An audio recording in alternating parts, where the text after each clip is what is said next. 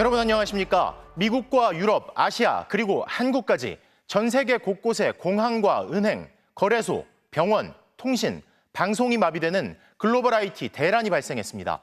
항공편이 결항되고 수술이 취소되고 송금과 통신에도 문제가 생겼습니다. 오늘 첫 소식 전재홍 기자가 보도합니다. 스페인 마드리드의 공항. 사람들이 영문도 모른 채 전광판만 바라보고 있습니다. 갑작스레 모든 항공편 운항이 멈추면서 승객들의 체크인 자체가 중단되는 겁니다. Disseram que há bloqueio a nível nacional da Transávia, que não podemos sair porque eles não têm contactos nenhuns para cá. 미국의 주요 항공사인 델타와 유나이티드, 아메리카 항공 등은 통신 장애로 운항을 멈췄습니다. 영국 스코틀랜드에선 에든버러 공항의 체크인이 마비됐고 독일 베를린 공항도 체크인이 지연됐습니다. 또 네덜란드 암스테르담의 스키폴 공항과 스페인 대부분의 공항에서도 마찬가지 장애가 발생했습니다. 아시아에서도 인도와 홍콩의 공항에서 유사한 장애가 나타났습니다. 항공편 결항뿐 아니라 주요 방송사와 금융권, 이동통신사 운영에도 차질이 빚어졌습니다. 특히 일부 나라에서는 이동통신과 은행 서비스가 중단되는 사태가 발생했습니다. 영국에서는 런던 거래소와 은행 등이 장애가 발생했고 호주 최대 은행인 커먼웰스는 송금 서비스가 중단되기도 했습니다. 영국 스카이 뉴스는 아침 생방송이 불가능한 상태라며 사과문을 올렸고 뉴질랜드 국영 ABC 방송은 정규 방송 자체를 중단했습니다. 독일에서는 IT 대란에 수술 취소가 잇따랐으며 파리올림픽 조직위원회도 IT 시스템에 타격을 입었다며 비상대책을 가동한다고 밝혔습니다. 전 세계적인 IT 대란의 원인으로는 마이크로소프트의 클라우드 서비스에 장애가 지목되고 있습니다. This is special rolling coverage of this major tech outage, which could well be the biggest outage the world has seen as a result of what may have been an update on the Microsoft system. 외신들은 글로벌 사이버 보안 업체 크라우드 스트라이크가 장애를 일으켰을 수 있다고 보도했습니다. 로이터 통신은 크라우드 스트라이크가 업데이트 작업을 진행하다 시스템 충돌이 나타난 것 같다면서 특히 윈도우 10을 사용하는 기업과 조직에 영향이 매우 컸다고 전했습니다. MBC 뉴스 전재홍입니다. 국내에서도 피해가 발생했습니다. 전산마비로 항공사 발권이 손으로 이루어지고 운항 지연이 잇따르고 온라인 게임에도 문제가 생겼습니다. 이어서 장슬기 기자입니다. 인천공항 출국장에 항공기 탑승 수속을 받으려는 줄이 길게 늘어서 있습니다. 일부 저비용 항공사의 온라인 탑승 수속이 먹통이 되면서 탑승객들이 창구로 일제히 몰려든 겁니다. 창구에서는 항공사 직원들이 대거 투입돼 직접 발권에 나섰습니다. 여행에도 일정이 차질이 생길 것 같아가지고 많이 속상한 상황입니다. 평소 오후에는 대기줄이 길지 않던 김포공항에서도 역시 발권과 수속을 기다리는 긴 줄이 늘어섰습니다. 그냥 항상 키오스크만 썼었는데 줄이 너무 길어서 좀 당황스럽고. 이용객이 많은 제주공항 역시 혼잡스러웠습니다. 오후부터 키오스크 작동이 안 된다는 안내문이 붙었습니다. 탑승 수속이 지연되면서 항공기 운항은 줄줄이 지연돼 오후 6시 기준 항공기 200여 편이 지연됐습니다. 줄을 3시간 이상 지금 기다렸고 비행기도 지연된다고 해가지고. 일부 저비용 항공사들의 항공권 발권 시스템은 오후 들어 갑자기 오류를 일으켰습니다. 이스타 항공과 제주항공, 에어프레미아 등 국적 항공사 3곳을 포함해 8개 항공사에서 같은 문제가 발생했습니다. 이들은 공통적으로 마이크로소프트 클라우드를 기반으로 한 저비용 항공사 전용 발권 시스템 나비테어를 사용하고 있습니다. 대한항공과 아시아나 등은 시스템이 달라 장애가 빚어지지 않았습니다. 검은 사막과 라그나로크 등 마이크로소프트 클라우드를 사용하는 일부 온라인 게임도 시스템 점검에 들어갔습니다. 크라우드 스트라이크 관련 이슈로 인해 오늘 오후 2시부터 점검을 진행 중입니다. 다행히 통신 3사와 이커머스, 정부기관 등에서는 특별한 장애가 보고되지 않았습니다. 우리나라에서 오류가 발생한 마이크로소프트 클라우드를 사용하는 비중은 24% 정도로 아마존 웹서비스에 이어 2위입니다. MBC 뉴스 장슬기입니다. 전 세계 곳곳을 마비시킨 이번 사태, 테크 취재하는 김윤미 기자와 좀 더 자세한 얘기를 해보겠습니다. 김 기자, 먼저 익숙치 않은 분들도 계시니까요. 클라우드 서비스란 용어가요. 동시다발적으로 이렇게 장애가 발생했는데 클라우드 서비스가 뭔지 또 왜 이렇게 장애가 발생했는지 좀 짚어보죠. 클라우드는 일단 우리말로 구름이잖아요. 클라우드 서비스는 마치 하늘에 떠 있는 구름처럼 그 데이터를 서버에 저장해 놓고 필요할 때마다 내려서 쓰는 겁니다. 네. 기업이나 기관이 많은 양의 데이터를 각자 저장해서 관리하기엔 돈과 기술이 많이 필요하니까 이걸 전문으로 하는 업체들의 서비스를 이용합니다. 대표적으로 아마존의 AWS, 마이크로소프트의 애저, 구글 클라우드 등이 있습니다. 근데 문제는 클라우드에서 문제가 생기면 그 서비스를 이용하는 이용자들이 오늘처럼 한꺼번에 문제를 일으킬 수 있다는 건데요. 2021년엔 아마존 클라우드 서비스가 중단되면서 넷플릭스와 아마존닷컴, 디즈니 플러스 등 주요 서비스들이 마비된 적이 있었습니다. 작년 1월에는 마이크로소프트의 클라우드 서비스가 중단돼서 이메일이 먹통됐습니다. 은행에 통신, 병원까지 해서 전 세계적으로 동시다발적으로 막 문제가 발생하니까요. 사실 영화에서 보는 테러 같은 거 아니냐 이렇게 생각하는 분들도 계실 텐데 지금까지 파악된 원인이 뭔가요? 일단 마이크로소프트 자체의 문제라기보다는 이 MS가 운영하고 있는 쓰고 있는 보안 솔루션의 문제로 보고 있습니다. 크라우드 스트라이크라는 미국의 보안 업체가 있는데 여기서 최근 프로그램을 업데이트했는데요. 이 새로운 패치가 윈도우 시스템과 충돌하면서 장애가 생긴 걸로 보고 있습니다. 특히 윈도우 10, 윈도우 10과 11 시스템과 충돌하고 있는데 미국, 유럽, 일본에서는 일부 개인 PC에서도 부팅이 되지 않는다는 보고가 들어오고 있습니다. 저가 항공사 발권 장애도 이 나비테어라는 발권 시스템이 마이크로소프트 클라우드 서비스를 이용하기 때문으로 보입니다. 사실 데이터가 폭발적으로 늘고 있고 또 AI 서비스도 있고 클라우드 서비스 점차 기업들이 더 많이 이용하는 추세잖아요. 이걸 막기 위한 방법 같은 건 없을까요? 일단 보안 전문가들은 모든 기능이 한꺼번에 마비되는 거는 막아야 한다 이렇게 강조하고 있는데요. 한 곳에 몰아넣으면 그만큼 위험성이 커지니까 로그인 따로, 결제 따로, 회원 정보 따로 이런 식으로 기능별로 보안 시스템을 분산 배치하라는 거고요. 또 하나가 안 되면 다른 클라우드 서비스가 대체되도록 그 이중화를 해놓으면 좋은데 비용이 그만큼 더 든다는 게 좀 문제입니다. 편리하고 비용도 아낄 수 있긴 한데 계속 이런 문제가 발생하면 참 큰 문제네요. 김윤미 기자 잘 들었습니다. 세계가 이런 가운데 오늘 우리 국회에선 물리적 충돌이 벌어졌습니다. 최상병 순직 1주기인 오늘 대통령 탄핵소추 청원에 대한 법사위 청문회가 열렸는데 시작 전부터 여야가 부딪힌 겁니다. 김지인 기자입니다. 원천, 무효, 청문회, 증인서안 중단하라! 대통령 탄핵소추 청원 청문회가 예정된 국회 법제사법위원회 앞. 더불어민주당 등 야당 의원들을 국민의힘 의원들이 막아서면서 순식간에 양측이 뒤엉킵니다.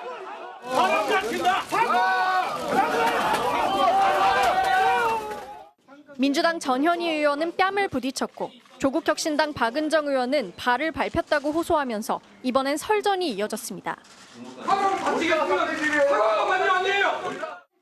국민의힘은 자신들도 충돌 과정에서 다쳤다고 반발했습니다. 고동진 의원도 다쳤어요. 아까 법사위원장님 발끈질 났잖아요. 그거 생각 안 하세요? 뭐라고요? 지금 발을 밟혔어요. 국민의힘이 복도에서 항의 집회를 이어가는 가운데 청문회가 시작됐습니다. 정청래 법사위원장은 경호권과 질서 유지권을 발동할 수 있다고 경고했습니다. 국민의힘은 상임위에서 탄핵에 대한 청문회를 여는 것 자체가 위법하다고 공세를 폈고 민주당은 위법한 청문회에 왜 앉아 있냐며 전례가 있는 합법적 절차라고 맞섰습니다. 김명수 대법원장에 대한 탄핵소추 청원이 여기 계시는 유상범 의원님 소개로 국회에 접수가 돼서 법사위에 회부되었다. 야권은 일제히 대통령실 통화 내역과 해병대 골프 모임 카톡방을 근거로 외압 의혹을 부각시켰고 국민의힘은 정당한 지시가 외압으로 둔갑했다고 엄호했습니다.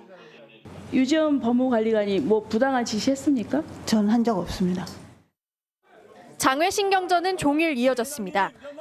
민주당과 조국혁신당은 지난 2019년 패스트트랙 충돌 당시 동물국회를 만든 지금의 여당이 집단 폭력을 반복했다며 법적 대응을 검토하기로 했습니다. 반복되는 집단 폭력과 의사진행 방해는 윤석열 검찰 독재 정권과 정치 검찰 등 수사기관에 대한 믿음을 바탕으로 한 것입니까? 국민의힘은 민주당이 무리하게 들어가며 앉아서 시위하던 의원들을 밟아 다치게 했다며 국민의힘이 집단폭력을 저질렀다는 허위 주장에 대해 강력히 대응하겠다고 맞받았습니다. MBC 뉴스 김재인입니다. 지난 청문회에 이어 오늘도 해병대 임성근 전 사단장의 질의가 쏟아졌는데요. 그런데 임 전 사단장 공수처에 제출했지만 잠겨있는 자신의 휴대전화 비밀번호를 잊어버렸다고 답하는가 하면 현직 검사에게 법률 자문을 받았다가 질타를 받기도 했습니다. 신수아 기자가 보도합니다. 청문회 증인들이 일어나 선서를 하지만 해병대 임성근 전 1사단장만 자리에 앉아 있습니다. 지난달 최상병 특검법 청문회에 이어 이번 대통령 탄핵소추 청원 청문회에서도 증인 선서를 거부한 겁니다. 야당은 임 전 사단장이 증인 선서뿐 아니라 수사에도 비협조적이라고 지적했습니다.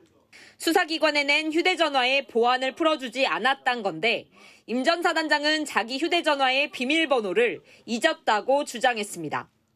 공수처에다가 비밀번호를 알려주는 그 의사가 있냐 이 말입니다. 알려줄 의사는 있는데 근데 기억하지 못하고 있습니다. 식사를 위해 정회했다 재개된 청문회에서 임 전 사단장은 갑자기 거부했던 증인 선서를 자청하고 나섰습니다. 양심에 따라 숨김과 보탬이 없이 사실 그대로 말하고. 그런데 오후 질의 과정에서 임 전 사단장이 정회 때 사촌인 광주지검 현직 검사에게 법적 조언을 받은 사실이 드러났습니다. 현직 검사하고 문자를 주고받으면서 조력을 받아도 되는 거냐고. 제 법상식으로는 가능한 것으로 판단해서 현직 검사가 법률 자문을 해도 되냐는 질타가 이어지자 임 전 사단장은 업무 시간이 아닌 점심시간이었다고 해명했습니다. 청문회에선 카카오톡 대화방 멤버들이 지난해 3월 임성근 전 사단장이 지휘관으로 있던 해병대 1사단을 찾은 사진들도 공개됐습니다. 임성근 구명로비 의혹의 핵심 인물로 지목되고 있는 이종호 전 블랙펄 인베스트 대표와 송호종 전 청와대 경호부장이 모두 사진 속에 등장합니다. 이렇게 다 아는 사이입니다. 아는 사이니까 로비를 한 겁니다. 같은 날 김계환 사령관과 이종호 전 대표, 송호종 전 부장이 함께 찍은 사진도 나왔습니다. 이종호 씨는 임성근 씨 안다고 하는데 왜 본인은 모른다고 하세요? 저는 이종호 씨를 모르고요. 저는 배 안에 탑승해 있었습니다. 해병대는 김계환 사령관도 방문객들이 요청해 촬영에 응했을 뿐 김 사령관도 알지 못하는 사람들이라고 해명했습니다. MBC 뉴스 신수아입니다. 오늘 청문회에서는 문재 대통령실 번호 02800-7070으로 전화를 건 사람이 윤석열 대통령이냐에 대한 질의가 쏟아졌습니다. 증인석에 앉은 이종섭 전 장관은 밝힐 수 없다고 했고 위원석에 앉은 주진우 전 법률비서관은 기억이 안 난다고 말했습니다. 이준희 기자입니다. 야당은 주진우 의원이 대통령실 법률비서관 시절 02800-7070 전화를 받은 사실을 거론하며 청문회 참석은 이해 충돌이라고 공격했습니다. 주진우 의원은 사실상 증인석에 앉아 있어야 할 사람인데 회피 신청을 하지 않고 여기에 있습니다. 주 의원은 반발했습니다. 누가 사용했는지 특정되지도 않는 일반 전화 44초 통화했다라고 해서 어떻게 제가 이해 충돌에 걸린다고 지금 말씀하십니까? 그럼 누구와 통화한 거냐는 질문이 이어지자 이렇게 답했습니다. 그 누구랑 통화했는지 밝힐 수 있는지를 물어보고 밝힐 수 없으면 없다고 얘기하면 되는 거예요. 밝힐 수 있습니까? 하는 것 자체가 불법입니다. 이게 얼마나 편파적인 진행입니까? 밝힐 수 없다는 거죠? 밝힐 수 없다는 거죠? 밝힐 수 없다는 것이 아니라 1년 전에 43초 통화한 사람 1번 전화라고 하면 다 기억합니까? 해당 전화를 받았다고 확인된 건 당시 원희룡 국토교통부 장관 비서관, 조태용 국가안보실장, 주진우 법률비서관, 그리고 이종섭 국방부 장관 등 모두 5명. 야당은 윤석열 대통령이 전화한 것 아니냐고 캐물었습니다. 이렇게 수석 비서관 회의하다가 이렇게 다양한 사람들에게 전화를 직접 할 수 있는 사람, 저는 대통령밖에 안 떠오릅니다. 대통령 전화 받은 거 맞아요, 아니에요? 누구와 어떤 내용을 대화했는지 말씀드릴 수 없습니다. 대통령 전화 맞죠? 네, 그건 말씀드리지 않겠습니다. 거듭된 질문에도 이 전 장관은 답하지 않았습니다. 대통령이 건 전화예요? 아니에요? 기예요? 아니라고 말 못하죠? 예, 그 부분 답변 드리지 않겠습니다. 그날 VIP 경로서를 전달한 것으로 지목된 임기훈 전 국방비서관도 경로 여부를 끝까지 밝히지 않았습니다. 대통령의 경로 여부 지금도 밝힐 계획이 없으십니까?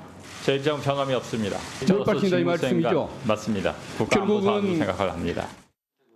결국 이번 청문회에서도 대통령 경로 여부도 800-7070 전화 사용자도 밝혀지지 않았습니다. MBC 뉴스 이준입니다. 1년 전 최상병 순직 직후 윤석열 대통령은 철저한 원인 규명을 약속했습니다. 하지만 경찰 수사 결과 발표에도 의혹은 여전히 해소되지 않았고 공수처는 과거와 달리 의혹을 받는 대통령실을 압수수색하지도 대통령실 인사들을 소환하지도 않고 있죠. 억울한 죽음, 그리고 책임진 사람은 사실상 한 명도 없는 상황을 강현섭 기자가 되짚어봤습니다. 해병대 최상병이 구명조끼도 없이 실종자 수색에 나섰다가 급류에 휩쓸려 숨진 다음 날 윤석열 대통령은 순직을 진심으로 애도한다면서 사고 원인을 철저히 조사해서 다시는 이런 일이 재발하지 않도록 하겠다고 약속했습니다. 1년이 지났습니다.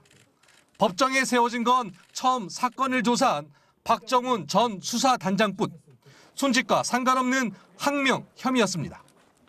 집권여당의 국방위원은 박 전 단장의 무리한 조사였다는 주장을 폈습니다. 손잡고 가다가 이제 웅덩이가 푹 빠져서 안타까운 죽음을 했어요. 그런데 이게 8명이나 다 처리할 만큼 어마어마한 군의 과오나 일이 그겁니까? 최상병 사건의 본질은 수사 외압이 아니라 항명이라는 대통령실 비서실장. 박정훈 수사단장이 어긴 항명 사건이 그 실체이고 본질이라고. 대통령실 고위 관계자는 정부 입장에서는 조그마한 사고였다고 말했습니다. 당연히 먼저 나서서 책임을 지겠다는 사람은 없었습니다. 작전 지시를 한 것이 아니라 지도를 한 거라며 책임을 떠넘긴 임성근 사단장은 순직 9일 만에 사의를 밝혔지만 인사 조치 대신 사고 넉 달 뒤 정책 연수를 떠났습니다. 수사 결과 이후에 과실이 있으면 거기에 맞춰서 증인 조치를 하겠습니다. 외압 의혹의 핵심 당사자인 이종섭 전 국방장관은 호주 대사로 발탁됐습니다. 도피성 출국 논란에는 왜 이렇게까지 하냐고 되물었습니다. 왜 이렇게까지 해야 돼? 지금 조사받고 있는 중에 나가시는 거잖아요. 그 사양이 너무 그의 이 말이 무색하게 여론은 크게 악화됐고 결국 25일 만에 자리에서 물러났습니다. 최상병의 순직에 대해 책임을 지고 법정에 세워지거나 자리에서 스스로 물러난 사람은 사실상 없습니다. 윤석열 대통령이 원인 규명과 재발 방지를 국민들에게 약속한 지 1년이 지났습니다. MBC 뉴스 강현서입니다. 오늘 광화문에서는 최상병 순직 1주기를 추모하는 시민들이 촛불을 들었습니다. 현장에 저희 취재기자가 나가 있습니다. 이문현 기자 전해주시죠. 그리고 시민분들은 이 특검법... 네, 지금은 최상병의 사망을 애도하는 시민 발언이 진행 중이고 참석자들은 저마다 촛불을 들고 함께 애도를 표하고 있습니다. 서울에서 열리는 추모 문화제 참석을 위해 지역에서 올라온 사람도 있었고 퇴근 후 직장인들도 하나둘 동참하면서 촛불은 시간이 지날수록 더 늘어나고 있습니다. 참석한 시민들의 목소리 먼저 들어보시겠습니다. 국가의 아들이라고 하는데 다치거나 죽으면 이제 네 아들이지 우리 아들이 아니다. 국방의 의무를 졌던 사람으로서 좀 많이 이렇게 안타깝고 슬프고 진전이 하나도 없는 것에 너무 분노를 느꼈었고 또 마땅히 이루어져야 할 수사가 제대로 이루어지지 않는 것을 보고 너무 화가 났었는데 이런 자리가 있다고 해서 직접 나와봐야겠다고 생각을 했습니다. 오늘 문화제는 당초 저녁 7시 반까지 진행될 예정이었지만 애도가 길어지면서 8시가 넘은 지금까지도 이어지고 있습니다. 문화제에선 최상병과 함께 수색에 나섰던 생존 장병의 추도사가 대독 형태로 공개됐습니다. 어쩌면 그게 나였다면, 그렇다면 나는 누굴 원망했을까? 혹시 구하지 못한 나의 책임은 아니었을까? 미안한 마음으로 수근이의 명복을 빕니다. 또한 사건의 진상규명을 위한 최상병 특검법이 조속히 이루어져야 한다는 시민단체의 주장도 나왔습니다.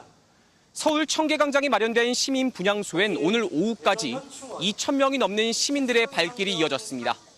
시민들은 추모 뒤에 어디에서도 행복하길, 억울한 희생 잊지 않겠다 등 최상병에게 애도의 쪽지를 남겼고 오늘까지만 운영되는 분향소를 쉽게 떠나지 못하는 시민도 있었습니다. 앞서 오늘 오전엔 해병대 사령부도 장병과 유가족 등 250명이 참석한 가운데 추모식을 거행했습니다. 또 최상병 흉상 제막식도 함께 거행되는데 해병대 측은 언론 취재는 불허하고 사진만 제공했습니다. 지금까지 광화문 촛불 현장에서 전해드렸습니다. 수도권 집중호우로 침수된 주택과 도로 등에서 본격적인 복구 작업이 시작됐습니다. 하지만 전세 사기 등 책임 문제로 복구에 손도 못 대고 있는 곳들도 있는데요. 곳곳의 피해 상황, 송정훈 기자가 현장 취재했습니다. 하천이 넘칠까 홍수경보에 주민 대피령까지 내려졌던 오산천입니다. 나무들까지 집어삼켰던 물살이 잦아들고 제 모습을 찾아갑니다. 강처럼 불어난 물에 잠겨 고립된 직원들을 보트로 구조했던 공장에선 복구 작업이 시작됐습니다. 흙탕물을 뒤집어 쓴 공장 집기들을 드러내고 건질 수 있는 물건을 찾아봅니다. 침수된 차는 견인차에 실려갑니다. 장비들이 다 물이 이만큼 차가지고 지금 허리까지 찼었거든요, 어제. 그래가지고 지금 다 복구가 될지 안 될지. 퍼붓는 비를 견디지 못하고 13층 아파트 외벽 마감재가 떨어져 나갔습니다. 떨어진 외벽 자재들이 주차장에 한가득 쌓였습니다. 이런 데서 어떻게 사냐고. 그래서 저런 걸 보면서 와르륵 무너지는 거 보면서 어떻게 삽니까? 외벽에 붙어 있던 가스배관까지 떨어지면서 사고 위험에 가스 공급까지 끊기기도 했습니다. 또 여기도 이탈 사고가 또 날까 봐 저희가 이쪽 지금 한 대는 지금 고정자실을 좀 더 견고한 걸로 사용을 했고요. 이 아파트 외벽 사고는 벌써 3번째지만 입주자 중엔 전세 사기 피해자들이 많아 복구도 하지 못하고 있습니다. 집주인은 구속돼 재판을 받고 있습니다. 지금 경매 중이거든요, 건물이. 근데 언제 쫓겨날지도 모르는 상태에서 저희들 생각에서는 막대한 돈을 드릴 수가 없다는 거죠. 진흙밭으로 변한 지하차도엔 살수차가 쉴 새 없이 물을 뿌리고 반지하 주택 앞엔 물에 잠긴 가재 도구들이 널렸습니다. 네, 어제 침수 피해가 난 한 반지하 주택입니다. 아직도 이렇게 물웅덩이는 물론 배수에 쓰인 걸로 보이는 호스와 수건도 그대로 놓여 있습니다. 공사 현장 옹벽이 무너지며 흙더미가 덮친 식당은 영업 중단은 물론 복구 시작이 언제일지도 알 수 없습니다. 아직 안 오고 있잖아요. 피해가 엄청 크죠. 네, 직원들도 있고 그러는데 지금 일을 못 하고 있으니까 굉장히 어렵습니다. 수도권에는 주말에도 많게는 120mm 비가 내릴 것으로 예보되면서 추가 피해도 우려됩니다. MBC 뉴스 송정훈입니다. 전통시장이 물에 잠기는 등 침수 피해가 속출한 충남 지역에서도 종일 복구 작업이 진행됐습니다. 계속되는 폭우에 시달렸던 충남에서는 유실된 하천 제방과 둑이 거의 700곳에 이른다고 하는데요. 김성국 기자가 취재했습니다. 충남 당진의 전통시장. 생선이 담겨있던 수조는 텅 비었고 에스컬레이터에서는 물을 빼내는 작업이 계속되고 있습니다. 팔기 위해 보관했던 물품들을 상인들이 살펴보지만 멀쩡한 물건들이 많지 않아 대부분은 쓰레기 차량에 실립니다. 농기계 하나라도 건져보기 위해 이렇게 꺼내 건조시키고 있지만 이 가운데 70% 이상은 버려야 합니다. 물에 잠겼던 점포 175곳 중 대부분이 운영을 할 수 없는 상황. 기계에 물이 들어가면 이제 합선이 돼서 그런 저기도 있지만 다 고장이 나요. 그래서 작동이 안 돼요. 각지에서 찾아온 자원봉사자들이 힘을 보태고 있지만 복구에는 시간이 걸릴 것으로 보입니다. 힘을 모아서 이렇게 이재민들이나 우리 어시장 시민들을 위해서 급식 봉사를 하게 됐습니다. 20여 년 전 물난리에 시간당 20에서 30mm 강우량을 견디도록 배수시설을 정비했지만 시간당 87mm의 폭우에는 역부족이었던 것으로 보입니다. 배수펌프장 설계를 내년도까지 2월까지 완료가 되면 내년 하반기에 입찰이 들어갑니다. 그래서 내후년도에 약 320억을 투입해서 예상을 훌쩍 넘는 국지성 호우는 주택이나 농경지 침수는 물론 시설물에도 피해를 입혔습니다. 장마 기간 내내 폭우에 시달렸던 충남 지역의 경우 유실된 제방과 두기 686건, 이미 지난해 비슷한 기간 발생한 유실 건수 642건을 넘어섰습니다. 이런 가운데 이틀 전 충북 옥천에서 불어난 하천에 빠져 실종됐던 50대 남성은 오늘 오전 실종 지점에서 1.5km 떨어진 지점에서 숨진 채 발견됐습니다. MBC 뉴스 김성국입니다. 주말엔 또 폭우가 예보돼 있습니다. 일요일에는 강한 바람까지 불 것으로 보이는데요. 기상센터 연결해 자세히 알아봅니다. 최아리 캐스터 전해주시죠. 네, 오늘 장맛비가 소강 상태를 보인 것도 잠시 주말인 내일부터 다시 비가 내립니다. 현재 위성 영상을 보시면 이 정체 전선은 제주도 부근 남해상으로 남하했고요. 이 대기 하층으로부터 습하고 더운 공기가 지속적으로 유입되고 있습니다. 그러나 내일 밤 이 슈퍼컴퓨터가 예측한 모습을 보시면요, 붉은색으로 보이는 폭우 구름대가 수도권과 강원도 쪽에서 발달하는 게 보입니다. 이번에도 중부지방을 중심으로 서로 다른 두 공기가 강하게 충돌할 것으로 보입니다. 모레까지 예상 강우량은 경기 남부와 충청도에 150mm 이상, 서울을 비롯한 경기 북부에 120mm, 그리고 강원 내륙과 경북 북부, 전북에도 100mm 이상의 많은 비가 오겠고요. 중부지방에는 또다시 호우특보가 내려질 가능성이 크겠습니다. 이 비가 강한 시점을 보시면 수도권과 강원도는 내일 밤부터 모레 아침 사이, 충청과 남부지방은 내일 새벽, 그리고 모레 새벽에 강한 비가 집중될 것으로 보이고요. 시간당 한꺼번에 최대 50mm의 매우 강한 비가 쏟아질 것으로 보입니다. 이 바람은 일요일인 모레 강해지겠는데요. 특히 붉은색 기류로 나타나는 내륙 산지에서는 순간 시속 70km 이상, 그 밖에 내륙 지방도 55km 안팎의 강풍이 불겠습니다. 이미 중부지방에 많은 비가 내린 만큼 추가 피해에 대비 철저히 해주셔야겠습니다. 지금까지 기상센터였습니다. 한동훈 후보가 윤석열 대통령을 협박하는 것이냐, 대통령까지 끌어들이는 물귀신 작전을 쓰는 것이냐. 나경원 국민의힘 당대표 후보의 공소 취소 부탁 공개에 대해 한 후보가 사과했지만 오히려 이런 반발이 나왔습니다. 이유가 뭐였을까요? 이런 가운데 국민의힘은 당대표 투표를 시작했습니다. 지윤수 기자입니다. 국민의힘 한동훈 당대표 후보가 나경원 후보의 공소 취소 요청 폭로에 대해 곧바로 고개를 숙인 뒤 두 사람이 다시 토론회에서 맞붙었습니다. 나 후보는 패스트트랙 충돌로 기소한 게 정당했냐고 거듭 따져 물었고, 한 후보는 이번엔 윤석열 대통령을 언급했습니다. 신중하지 못한 발언이었다고 사과드렸는데. 기소가 맞았었다고 생각하십니까? 후보님, 그 기소를 한 검찰총장이 대통령님인 건 알고 계시죠? 패스트트랙 충돌 기소의 정당성에 대해 대통령을 거론해 내놓은 답변을 두고 경쟁 후보들은 일제히 사과의 진정성이 없었다, 대통령까지 끌어들이는 물귀신 작전, 대통령 협박이라며 격하게 반발했습니다. 마지막 공식 TV 토론에서도 패스트트랙 충돌 사건을 두고 감정 섞인 공방은 극에 달했습니다. 제가 제 것만 빼달라 그랬습니까? 한동훈 후보 똑바로 말하세요.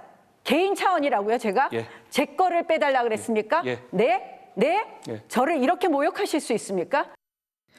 원희룡 후보는 한 후보가 불리할 때면 이번 폭로처럼 캐비닛에서 약점을 하나씩 꺼낼 것이라며 비난했고, 한 후보는 김건희 여사의 문자 무시 논란을 폭로한 건 원 후보라고 맞받았습니다. 과거의 증거나 진술을 꺼내서 그것을 제압하려고 하는 이런 승패 위주의 이런 사람을 대하는 방식 때문에 결국 아직도 검사, 원 후보께서는 저와 영부인 사이에 있었던 그 문자를 왜 폭로하셨습니까? 윤상현 후보는 그나마 핵 무장론이나 대중관계 등 정책 토론을 이어가려 했지만 거센 공방에 사실상 묻혀버렸습니다. 자폭 분당대회라는 자조 속에 오늘부터 이틀간 당원 투표가 시작됐고, 이어 일반 국민 여론조사도 이어집니다. 결과는 오는 23일 전당대회에서 공개됩니다. MBC 뉴스 지은수입니다. 다음 주 인사청문회를 앞둔 이진숙 방송통신위원장 후보자의 과거 법인카드 사용 내역이 입수됐는데, 대전 MBC 사장으로 근무한 기간 서울 강남의 자택 근처에서만 약 1,700만 원을 결제하는 등 업무 연관성 여부가 의문이란 지적이 제기됩니다. 이혜리 기자의 단독 보도입니다. 이진숙 방송통신위원장 후보자의 서울 MBC 본사 재직 시절 법인카드 사용 내역입니다. 보도국 국제부장으로 근무했던 2009년부터 보도본부장 재임을 마친 2015년 2월까지 사용처가 호텔인 결제 내역만 216건, 총 5,900만 원 상당에 이릅니다.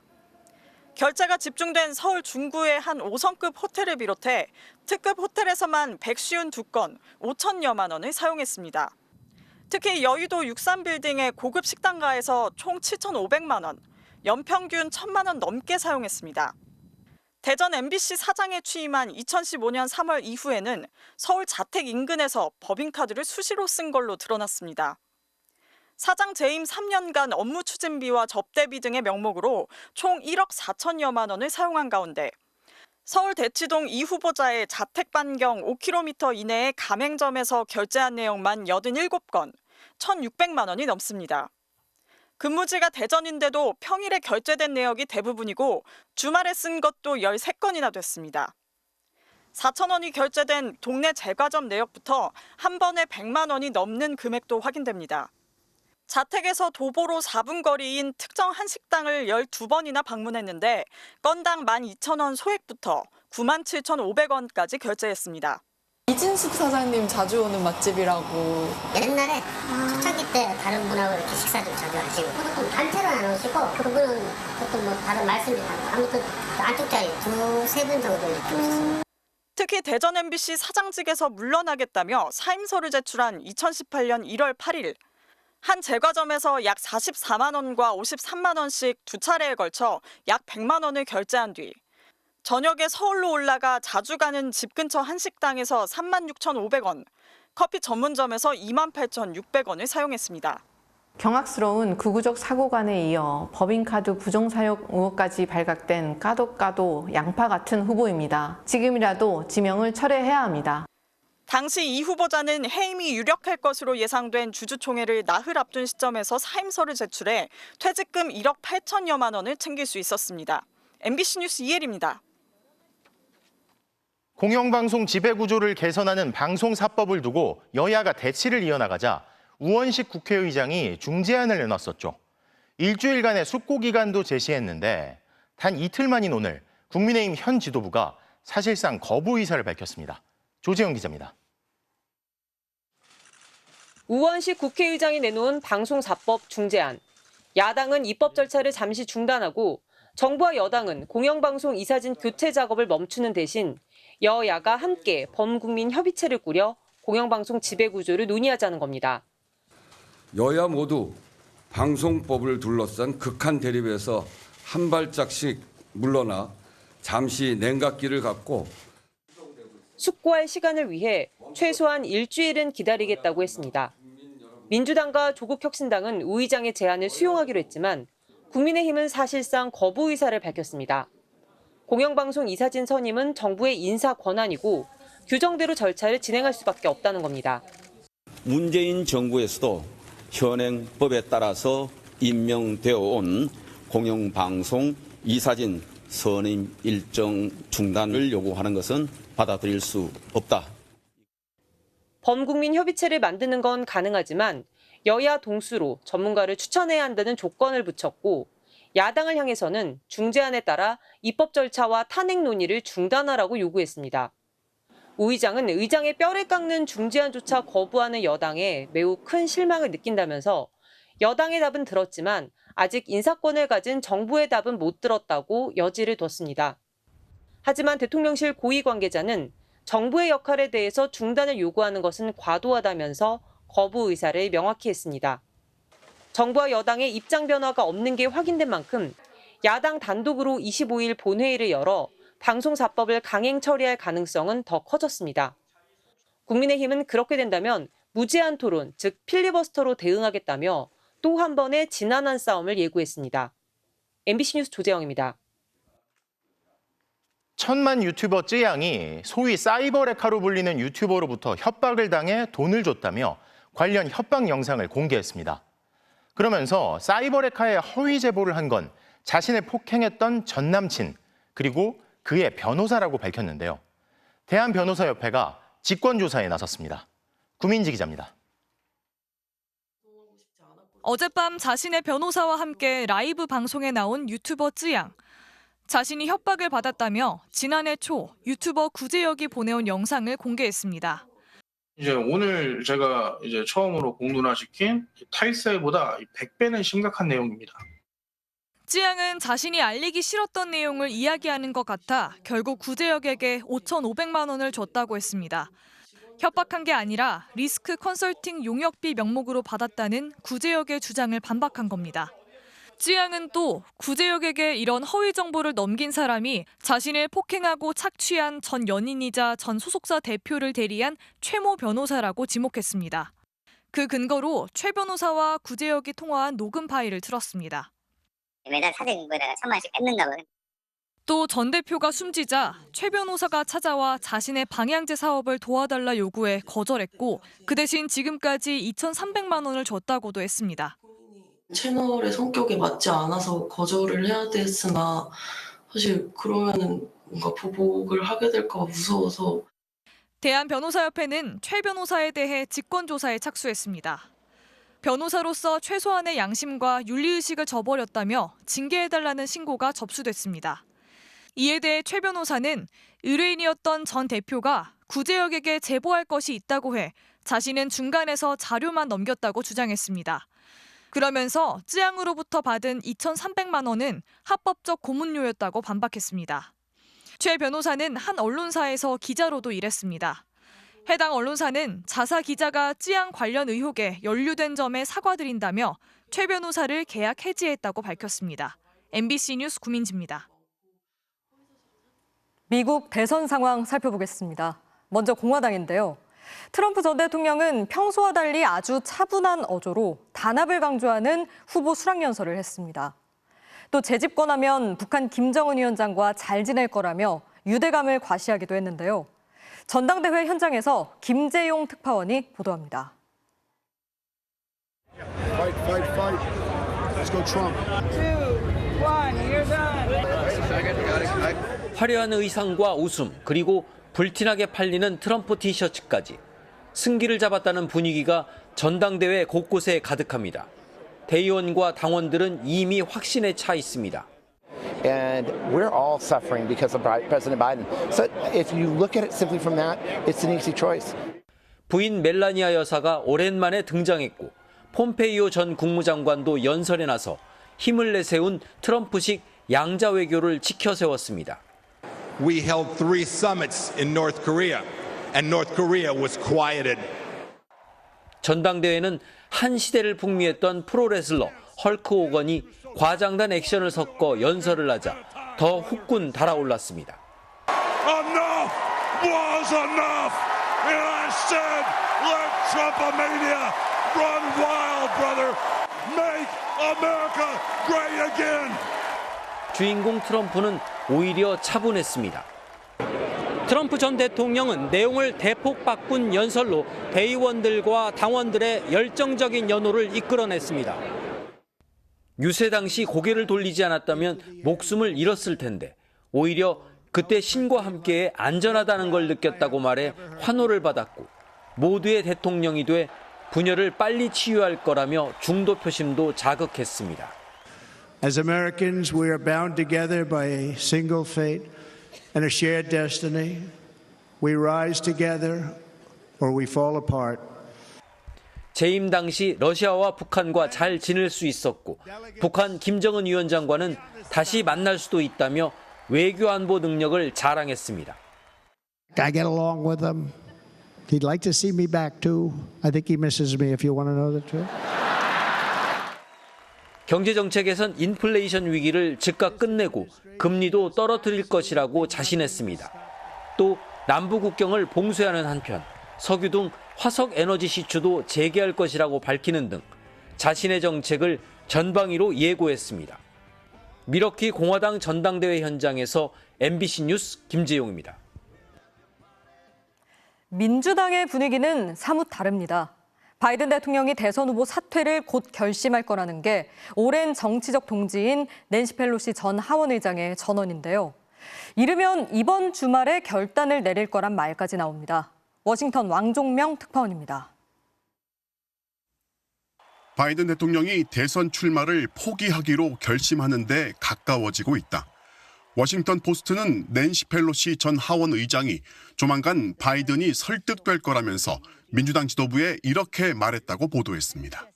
당내 막강한 영향력을 가진 펠로시 전 의장은 TV토론 참패 이후 바이든 대통령의 뒷배 역할을 해오다 최근 사퇴 설득 쪽으로 돌아섰습니다. We're all encouraging him to make that decision because time is running short. 바이든의 또 다른 버팀목이었던 오바마 전 대통령까지 등을 보인 데다 상하원 지도부도 사퇴를 설득하고 나서면서 바이든으로선 당내 입지가 말라버린 상태입니다. 이런 와중에 바이든 대통령은 코로나19 확진으로 유세를 접은 뒤 칩거에 들어갔고 백악관은 오늘 정례 브리핑을 포함해 아무런 일정도 잡지 않았습니다.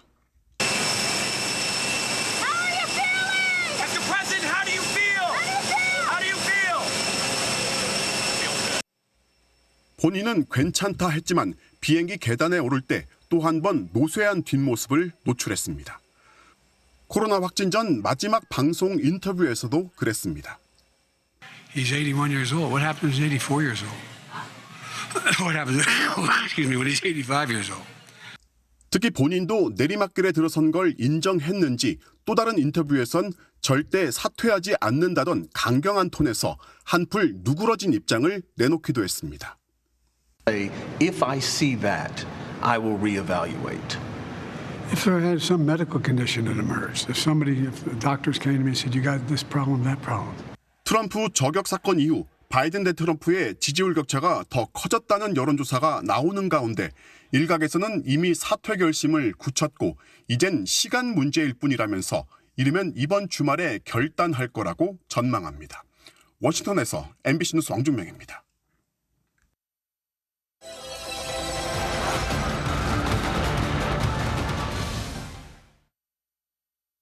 이 영상 하나만 봐야지 했다가 밤잠 설친 경험 다들 있으실 겁니다. 클릭 기록을 분석해 족집게처럼 좋아할 만한 영상들을 추천해주는 이 알고리즘 때문인데요. 실제로 유튜브 시청 시간의 70%가 이 알고리즘의 결과였습니다. 문제는 사용자를 많이, 오래 묶어둬야 광고 수익을 더 올릴 수 있는 플랫폼이 자극적이고 중독성 높은 콘텐츠를 주로 상단에 띄운다는 점입니다. 한국인의 88%가 사용하는 유튜브. 월 평균 이용 시간은 43시간으로 미국인의 2배였습니다. 그만큼 부작용에 노출될 위험도 높을 수 있다는 얘기입니다. 한번 들어가면 빠져나오기 어려운 유튜브와 SNS 세상. 기계 마냥 그냥 계속 이렇게 제가 찾지 않아도 자연스럽게 그냥 알고리즘 타고 다니는 것 같아요. 자극적 콘텐츠는 물론이고 도파민에 절여진 것들이 막 이렇게 엄청 많이 나와가지고 한 번 키면 한두 시간 기본으로 계속 보게 되고 재미삼아 보던 남들의 일상이 어느 순간 부정적인 감정을 불러일으킵니다. 너무 다 잘 사는 것 같고 초라해지는 느낌?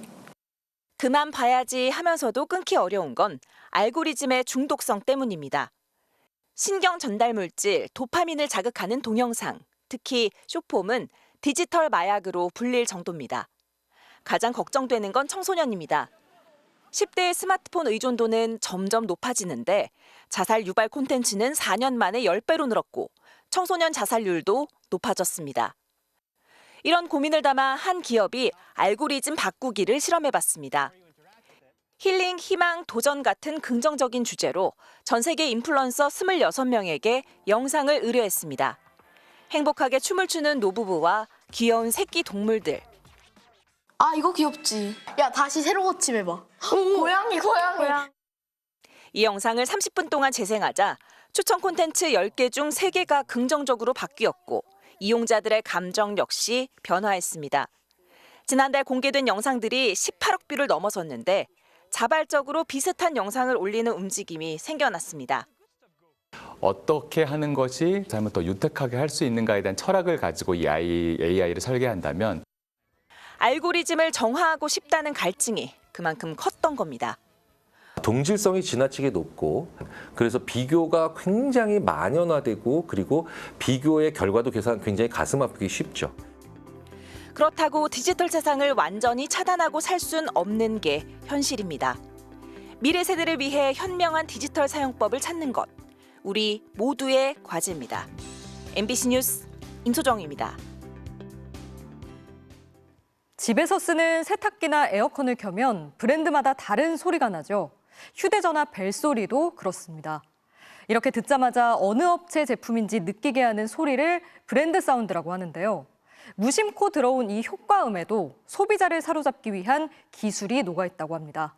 김세영 기자와 함께 들어보시죠. 빨래의 시작을 알리고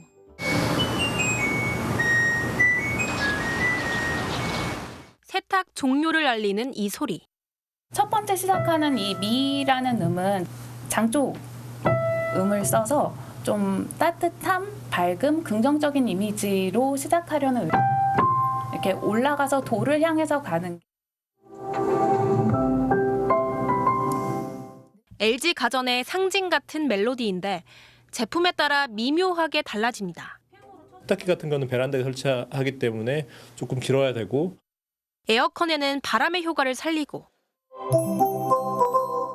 식기세척기에는 물방울 느낌을 넣습니다. 냉장고 온도를 올릴 땐 낮은 음에서 점점 높아지는데 소리만으로 기능을 알려주는 셈입니다. 저시력자들 이런 저희 자문위원들이 있거든요. 조금이라도 저희가 노력을 했을 때 그분들이 사용하는 데 있어서 굉장히 도움이 많이 되거든요. 때론 음색을 바꿔 고객들에게 매력적인 제품 이미지를 심는 데 활용하기도 합니다.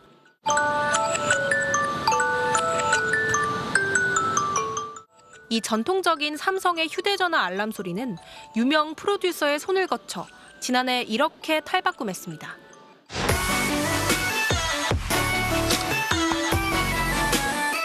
들으면 누구나 이거 삼성 거구나 하는 이제 저희 헤리티지가 있잖아요. 그 안에서 뭔가 참신하면서도 영한 좀 MZ식의 터치를 더해서 단 2초의 음향으로 자신을 각인시킨 OTT 서비스 넷플릭스. 이른바 브랜드 사운드에 관심이 커지면서 LG전자와 삼성전자는 악기와 음향 설비를 갖춘 별도의 전담 조직까지 만들었습니다. 디지털 미디어가 많이 발달을 했고요. 콘텐츠들을 소비하는 소비자들은 시각적인 거 말고 소리도 같이 듣게 되니까 이제 그런 쪽으로 기업들이 많이 접근을 하는 것 같아요. 음향마저 브랜드처럼 관리하는 기업 전략은 AI 시대를 맞아 더 정교해질 것으로 보입니다. MBC 뉴스 김세영입니다.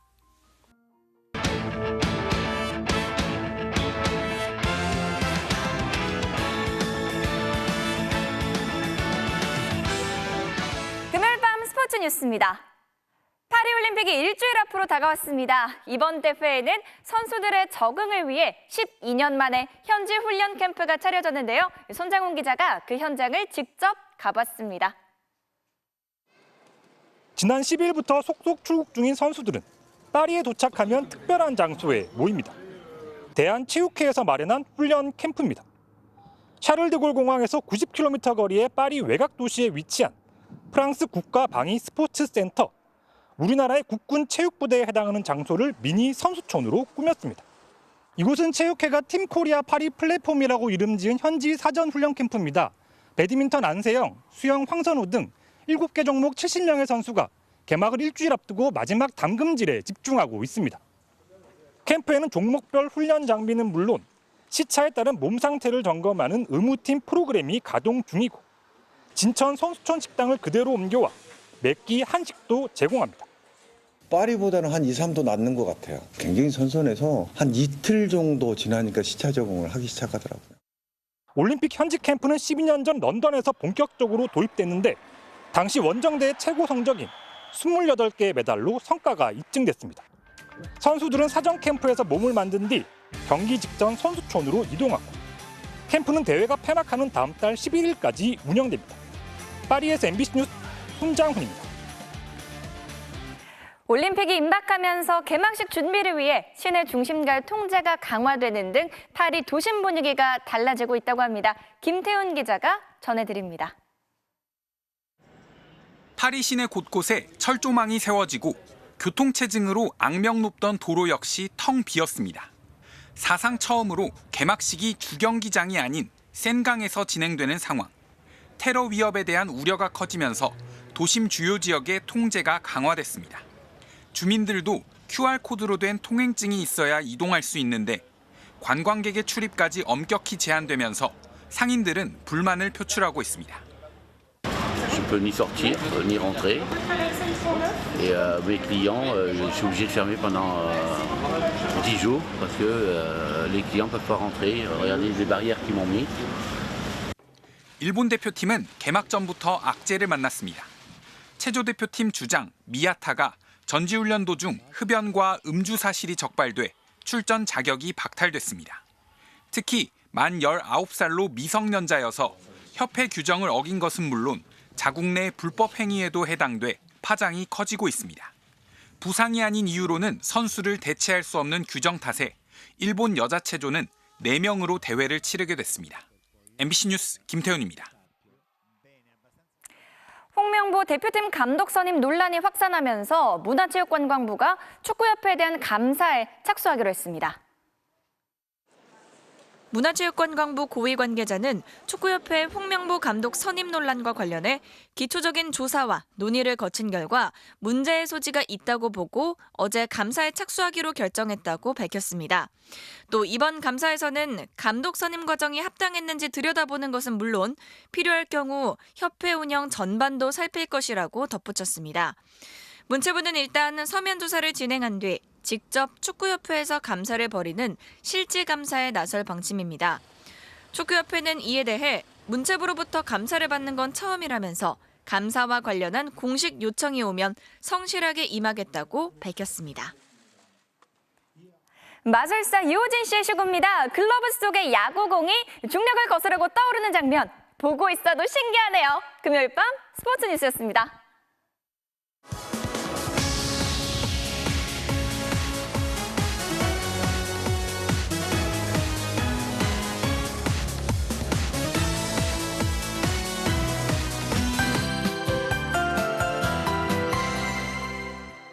네, 오늘은 장맛비가 소강 상태를 보이고 무더위가 나타났는데요. 현재 위성 영상을 보시면 이 정체전선은 제주도 인근 남해상에 위치해 있습니다. 그러나 오늘 밤 자정 이후에는 다시 비가 시작될 것으로 보입니다. 일요일인 모레까지 경기 남부와 충청도에 150mm 이상, 서울을 비롯한 경기 북부에 50에서 120mm, 강원 내륙과 산지, 경북 북부, 그리고 전북에도 100mm 이상의 많은 비가 오겠고요. 중부지방은 또다시 호우특보가 내려질 가능성이 크겠습니다. 이 강한 비가 집중되는 시점은 수도권과 강원도는 내일 밤부터, 충청도와 남부지방은 내일 새벽, 그리고 모레 새벽에 다시 강한 비가 내릴 수 있겠습니다. 시간당 최대 50mm의 앞이 잘 보이지 않을 정도의 폭우가 쏟아질 것으로 보입니다. 내일 전국 대부분 지방의 하늘이 흐리겠고요. 남부지방은 오후에 비가 소강 상태를 보이는 곳이 있겠습니다. 아침 최저 기온은 서울이 24도, 강릉 25도로 동해안과 남부지방에서는 열대야가 나타나겠습니다. 낮 최고 기온은 서울이 27도, 대구 33도, 제주의 경우 34도까지 치솟겠습니다. 중부지방의 비는 일요일에도 계속되겠고 남부지방은 오후에 그칠 전망입니다. 날씨였습니다. 2003년에 태어난 최수근 상병은 2023년에 세상을 떠났습니다. 다시는 우리 장병들에게 비극이 반복되지 않도록 해달라는 최상병 어머니의 이야기를 기억하고 최선을 다해서 뉴스 전하겠습니다. 금요일 뉴스데스크 마칩니다. 시청해주신 여러분 고맙습니다.